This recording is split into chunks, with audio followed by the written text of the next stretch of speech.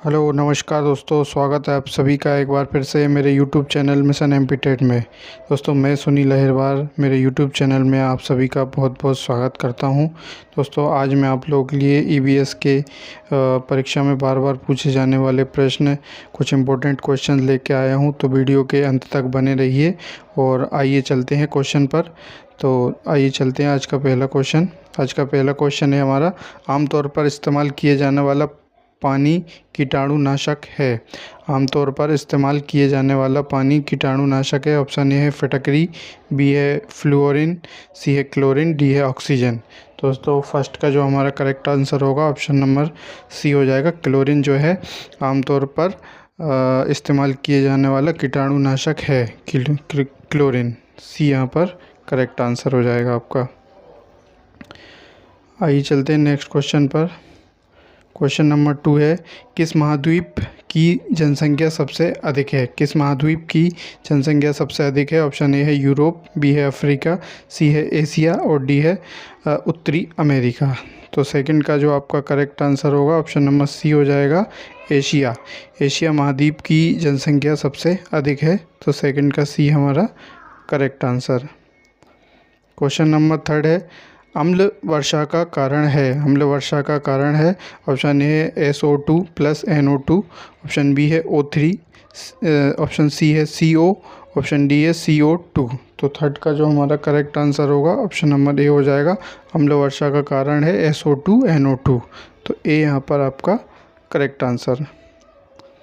Question number 4 है, अधिक सिंचाई से मिट्टी की कौन सी समस्या उत्पन्न हो सकती है? खेतों में अधिक सिंचाई होने से मिट्टी की कौन सी समस्या उत्पन्न हो सकती है बताना है। ऑप्शन ए है मृदा प्रदूषण, बी है बाढ़, सी है भूक्षरण और डी है जल क्रांति। तो आपका फोर्थ का जो करेक्ट आंसर होगा ऑप्शन नंबर डी हो जाएगा, जल क्रांति होगी। अधिक सिंचाई से मिट्टी की जल क्रांति वाली समस्या उत्पन्न हो सकती है। तो डी हमारा फोर्थ का करेक्ट आंसर। क्वेश्चन नंबर 5 है, बच्चों की त्रुटियां।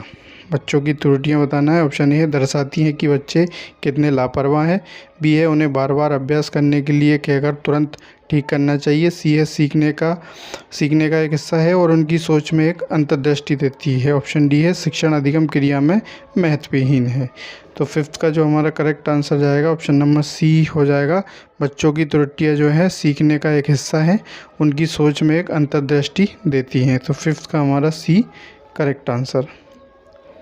नेक्स्ट क्वेश्चन, लगभग 4700 साल पहले किन शहरों का विकास हुआ? लगभग 4700 साल पहले किन शहरों का विकास हुआ था? ऑप्शन ए है हड़प्पा, बी है मोहनजोदड़ो, और सी है सिंध और डी है पंजाब। दोस्तों मैं आपको बता दूं, जो 6 का जो हमारा करेक्ट आंसर होगा ऑप्शन नंबर ए हो जाएगा, हड़प्पा का जो है 4700 पहले शहर का विकास हुआ था। तो 6 का हमारा ए करेक्ट आंसर हो जाएगा। क्वेश्चन नंबर 7 है, सतही और भूजल संसाधनों के कुशल बंधन और संरक्षण के रूप में जाना जाता है। सतही और भूजल संसाधनों के कुशल बंधन और संरक्षण के रूप में जाना जाता है। ऑप्शन ए है वर्षा जल संचयन, बी है सतत विकास, सी है वाटरशेड बंधन और डी है सिंचाई। तो 7 का जो हमारा करेक्ट आंसर रहेगा ऑप्शन नंबर सी हो जाएगा, वाटरशेड बंधन जो है सतही और भूजल संसाधनों कुशल बंधन और संरक्षण के रूप में वाटरशेड बंधन जाना जाता है। तो C correct answer. Question number 8 है, ब्लू बेबी सिंड्रोम किस जल प्रदूषक के कारण होता है? ब्लू बेबी सिंड्रोम किस जल प्रदूषक के कारण होता है? ऑप्शन ए है पीने के पानी में नाइट्रेट की अधिकता, ऑप्शन बी है पीने के पानी में कम क्लोराइड, ऑप्शन सी है पानी में सल्फेट की उच्च मात्रा, ऑप्शन डी है पीने के पानी में अधिक भारी धातु। तो 8 का जो हमारा करेक्ट आंसर होगा ऑप्शन नंबर ए हो जाएगा, ब्लू सिंड्रोम जो है पीने के पानी में नाइट्रेट की अधिकता के कारण जल प्रदूषण फैलता है। तो ए यहाँ पर 8 का करेक्ट आंसर। नेक्स्ट क्वेश्चन है, निम्नलिखित में से कौन सा क्वेश्चन नंबर 9 है, निम्नलिखित में से कौन सा वृक्षारोपण कृषि का एक उदाहरण है? ऑप्शन ए है आम की खेती, बी है बाजरा की खेती, सी है चाय की खेती और डी है संतरे की खेती। तो 9 का जो हमारा करेक्ट आंसर होगा ऑप्शन नंबर सी हो जाएगा। चाय की खेती जो है वृक्षारोपण कृषि का एक उदाहरण है। तो सी यहाँ पर आपका करेक्ट आंसर। क्वेश्चन नंबर 10 है, अन्नपूर्णा योजना भोजन आवश्यकता को पूरा करती है। अन्नपूर्णा योजना भोजन आवश्यकता को पूरा करती है। ऑप्शन ए है बच्चे, बी है निर्धन वरिष्ठ नागरिक, सी है गर्भवती महिलाएं और डी है युवा व्यक्ति। तो 10th का जो हमारा करेक्ट आंसर होगा ऑप्शन नंबर बी हो जाएगा आपका। अन्नपूर्णा योजना भोजन आवश्यकता जिसको पूरा करती है उसमें आ जाएंगे आपके निर्धन वरिष्ठ नागरिक। तो बी यहाँ पर हमारा करेक्ट आंसर। क्वेश्चन नंबर 11 है, निम्नलिखित में से किसमें प्रोटीन की मात्रा अधिक होती है? आसान सा क्वेश्चन है दोस्तों। प्रोटीन की मात्रा किस में ज़्यादा पाई जाती है ये आप सभी को पता होगी। तो प्रोटीन की मात्रा जो है वो सोयाबीन में सबसे अधिक पाई जाती है। तो सी हमारा यहाँ पर करेक्ट आंसर हो जाएगा। नेक्स्ट क्वेश्चन है क्वेश्चन नंबर 12, वायुमंडल जलमंडल और स्थलमंडल के बीच प्राकृतिक चक्र। वायुमंडल जलमंडल और स्थलमंडल के बीच प्राकृतिक चक्र खालिस्तान के माध्यम से जुड़े हुए हैं। ऑप्शन ए है फास्फोरस चक्र, बी है पेडोजेनेसिस, सी है एंडोलिटिक चक्र और डी है जल विज्ञान चक्र। तो 12 का जो हमारा करेक्ट आंसर रहेगा ऑप्शन नंबर हो जाएगा आपका डी जल चक्र विज्ञान। वायुमंडल स्थलमंडल और जलमंडल के बीच प्राकृतिक चक्र है जल विज्ञान चक्र के माध्यम से जुड़े हुए हैं। तो डी यहाँ पर हमारा करेक्ट हो जाएगा 12 का। क्वेश्चन नंबर 13 है, भारत में सिनकोना का पेड़ किस जंगल में पाया जाता है? भारत में सिनकोना का पेड़ किस जंगल में पाया जाता है? ऑप्शन ए है उष्णकटिबंधीय पर्णपाती वन, बी है उष्णकटिबंधीय कांटेदार वन और झाड़ियाँ, सी है मोटाने वन और डी है उष्णकटिबंधीय सदाबहार वन। तो 13 का जो हमारा करेक्ट आंसर रहेगा ऑप्शन नंबर डी हो जाएगा। उष्णकटिबंधीय सदाबहार वन में सिनकोना का पेड़ पाया जाता है। तो डी यहाँ पर हमारा करेक्ट आंसर। क्वेश्चन नंबर 14 है, इसरो ने किस वर्ष से देश निर्मित परिज्ञापी रॉकेट सोंडिंग रॉकेट प्रक्षेपित करना शुरू किया? इसरो ने किस वर्ष से देश निर्मित परिज्ञापी रॉकेट प्रक्षेपित करना शुरू किया? ऑप्शन ए है 1961, 1963, 1965, 1967। तो 14 का जो हमारा करेक्ट आंसर होगा ऑप्शन नंबर सी हो जाएगा। इसरो ने जो है 1965 में देश निर्मित परिज्ञापी रॉकेट प्रक्षेपित करना शुरू किया है। तो सी यहाँ पर आपका करेक्ट हो जाएगा। क्वेश्चन नंबर 15 है, निम्नलिखित में से कौन सी सेवा प्रदान करने के लिए गूगल ने स्पेक्स ए के साथ साझेदारी की है? निम्नलिखित में से कौन सी सेवा प्रदान करने के लिए गूगल ने स्पेक्स ए के साथ साझेदारी की है? ऑप्शन ए है व्हीकल टू एवरीथिंग वायरलेस सेवा, बी है स्टारलिंक इंटरनेट सेवा, सी है low power wide area LPWA network service, D है मिलीमीटर वेव वायरलेस सर्विस। तो 15 का जो हमारा करेक्ट आंसर होगा ऑप्शन नंबर बी हो जाएगा। गूगल ने जो है स्पेक्स ए के साथ जो साझेदारी की है वो स्टारलिंक इंटरनेट सेवा की है। तो बी यहाँ पर हमारा करेक्ट आंसर हो जाएगा। क्वेश्चन नंबर 16 है, नासा का रोवर परसिवेर खालिस्तान पर उतरा है। नासा का रोवर परसिवेर खालिस्तान पर उतरा है। ऑप्शन ए है मंगल ग्रह, बी है चांद ग्रह, सी है शनि ग्रह और डी है शुक्र ग्रह। तो 16 का जो हमारा करेक्ट आंसर होगा ऑप्शन नंबर ए हो जाएगा। मंगल ग्रह पर नासा का रोवर परसिवेर मंगल ग्रह पर उतरा है। तो ए यहाँ पर आपका करेक्ट आंसर। क्वेश्चन नंबर 17 है, निम्नलिखित में से कौन सा सही कथन है? निम्नलिखित में से सही कथन का चयन करना है।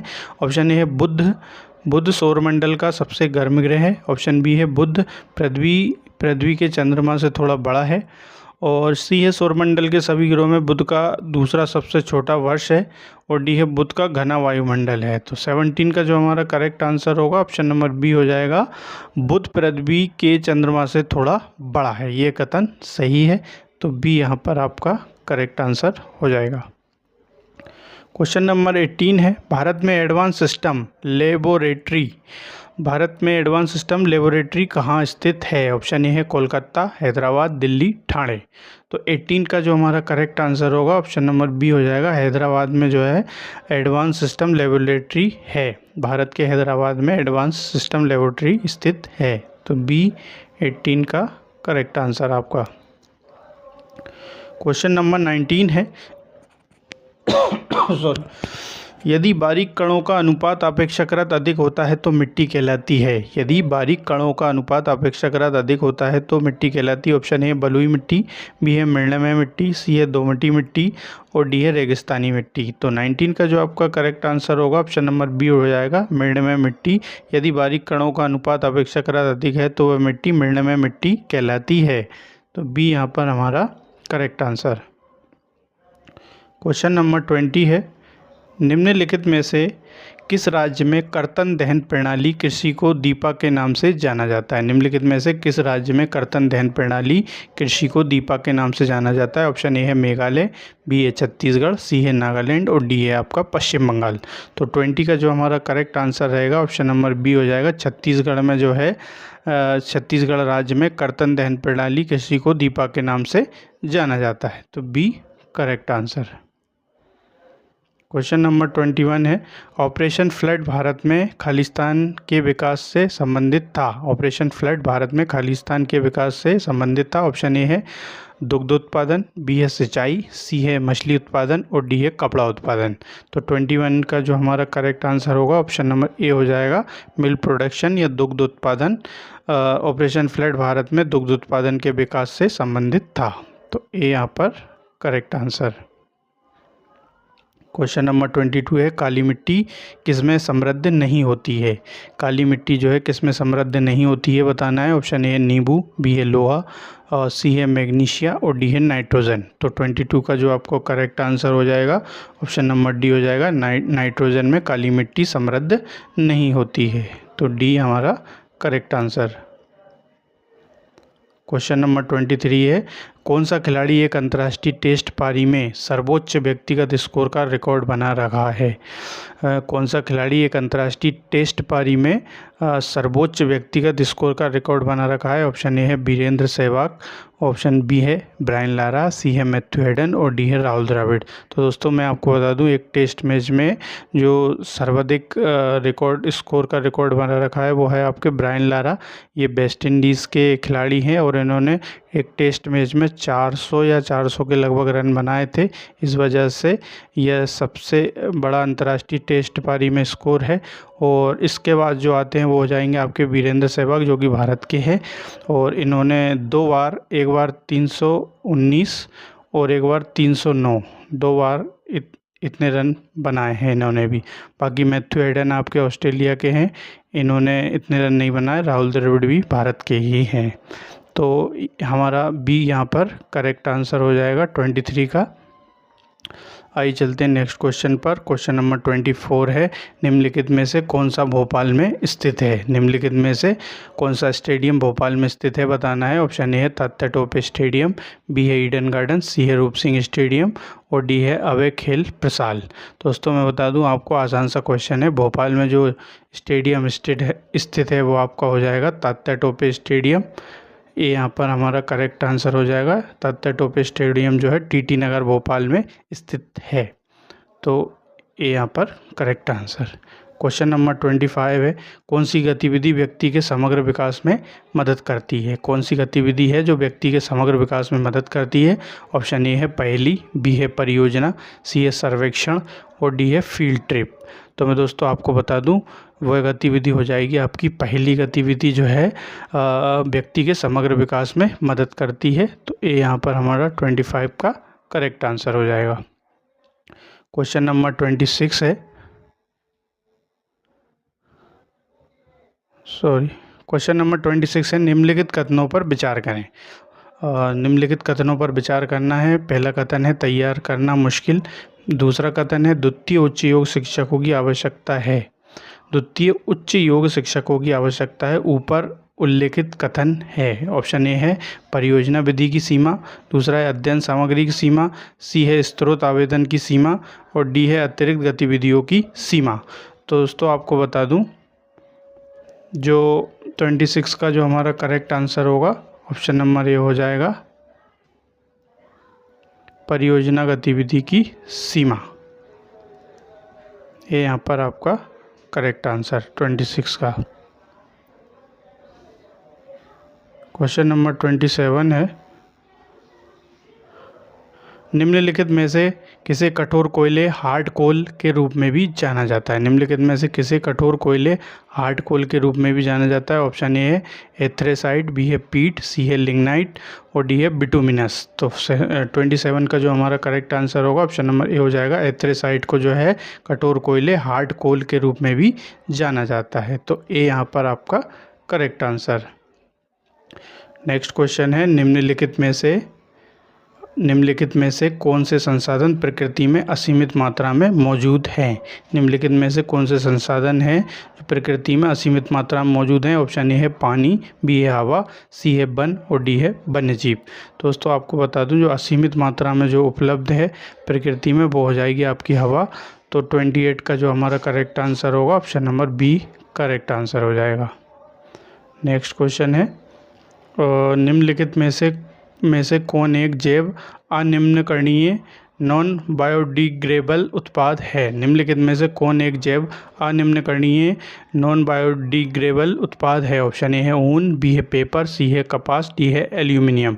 तो 29 का जो आपका करेक्ट आंसर होगा ऑप्शन नंबर डी हो जाएगा, एल्यूमिनियम जो है जैव अनिम्नकरणीय नॉन बायोडिग्रेडेबल उत्पाद है। तो डी 29 का करेक्ट आंसर। क्वेश्चन नंबर 30 है दोस्तों आज का लास्ट क्वेश्चन, जो कि जैसा कि मैंने बताया था कि 30 क्वेश्चंस मैं आप लोगों के लिए लेके आया हूं। तो निम्नलिखित में से कौन सा आईसीटी का संचारी उपकरण है। निम्नलिखित में से कौन सा आईसीटी का संचारी उपकरण है। ऑप्शन ए है यूट्यूब, बी है ईमेल, सी है वृत्तचित्र फिल्में और डी है ऑडियो किताबें। तो 30 का जो हमारा करेक्ट आंसर होगा ऑप्शन नंबर बी हो जाएगा, ईमेल जो है आईसीटी का संचारी उपकरण है। तो दोस्तों ये थे आपके 30 क्वेश्चन, यहीं पर कंप्लीट होते हैं। और वीडियो कैसी लगी कमेंट के माध्यम से ज़रूर बताएं। और चैनल पर अगर नए हैं तो चैनल को सब्सक्राइब करके बेल आइकन का बटन ज़रूर दबा लें, ताकि हमारी लेटेस्ट वीडियो सबसे पहले आप तक पहुंच सके और आगामी पात्रता परीक्षा की तैयारी आप बहुत अच्छे से कर सकें। इसी के साथ जय हिंद, जय भारत, वंदे मातरम दोस्तों।